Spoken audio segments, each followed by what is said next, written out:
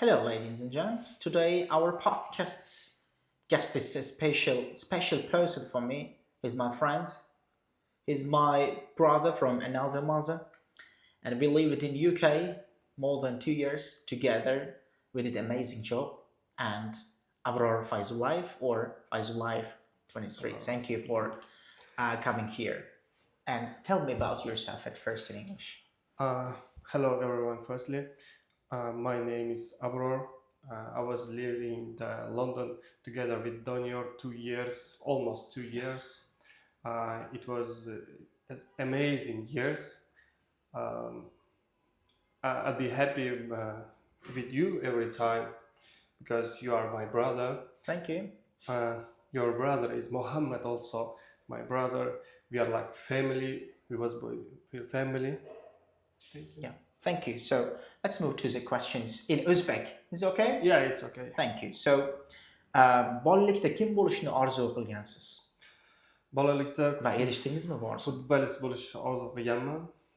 Unga erishganimiz yo'q, lekin katta bo'lgan sari aqlingiz kirib, bunga fizik qobiliyatingiz yo'qligini sezib borar ekansiz.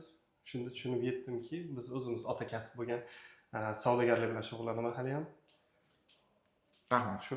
Qanday laqablaringiz yoki boshqa ismlaringiz bor? Meni laqabimdan ko'ra ko'proq familiyam bilan Fayzulayev 23. Ko'proq Mashhurroq. Instagram nikim mashhurroq. Ko'proq Fayzulayev deb chaqirishadi familiyam bilan. Rahmat. Yoqtirgan taom va ovqat tayyorlashni bilasizmi? Degan savolni bilmayman. Abrorjon juda yaxshi cook, chef, sous chef.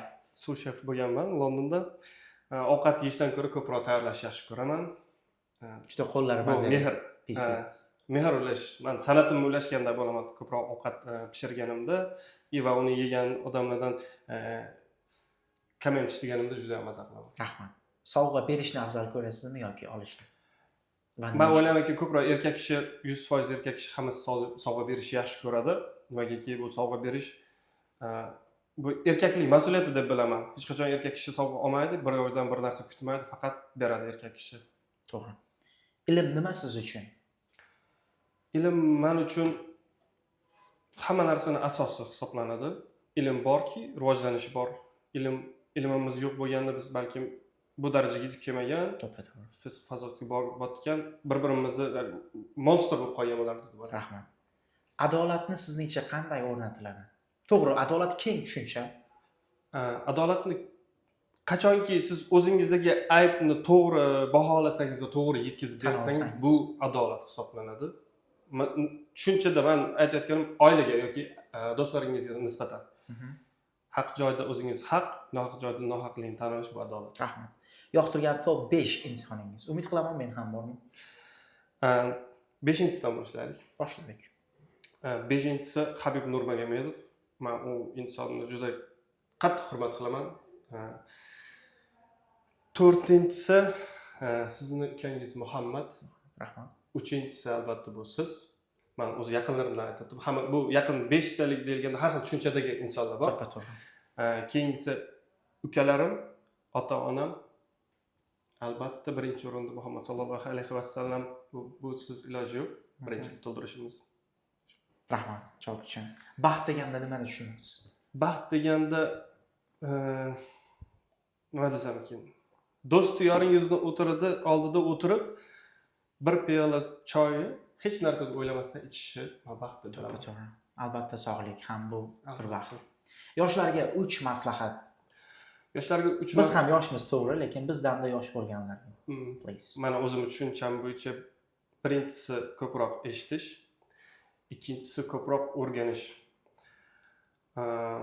Uchinchisi doimo to'xtovsiz harakatda bo'lish. Nega kuch shunga bo'lib berilgan yoshlikda faqat o'rganish charchoq bermaydi. Hayotdagi shior yoki shiorlaringiz. Hayotdagi shiorim atrofga nazar tashlagandan ko'ra faqat to'g'riga qarab oldi intilish. Rahmat. Va bizni blitz savollarimiz bor, qarshi bo'lmasangiz boshladik. Kofe yoki choy? Qayerda bo'lishiga qarab, birinchi navbatda Londonda bo'ladigan bo'lsangiz, albatta espresso, kofe. Double, single. Double espresso. O'zbekistonda choy, albatta. Kitob yoki kino yoki multfilm?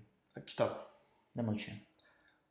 kitobda aktyorlaringizni hammasini o'zingiz yaratasiz. Bu siz yaratgan aktyorlar asosida olingan kino. Kino kimdir yaratgan aktyorlar, postanovka. Mahsuli. Shakar, novot yoki asal? Asal albatta. Qiz bola, bolacha yoki o'g'il bolacha? Menda ikkalasi ham farzandlar bor, o'g'il, qiz ham borligi uchun ikkalasi ham. Sababi qachondir bu podkast ko'rishsa, meni tanlagan ekanlar deyishmasligi uchun. Real yoki Barsa, Manchester United yoki Manchester City? Inter yoki nima? Barselona albatta. Manchester derbis. Qizillar. Qizillar. Iblislar. iPhone yoki Samsung? iPhone. Nima uchun? Soddaroq.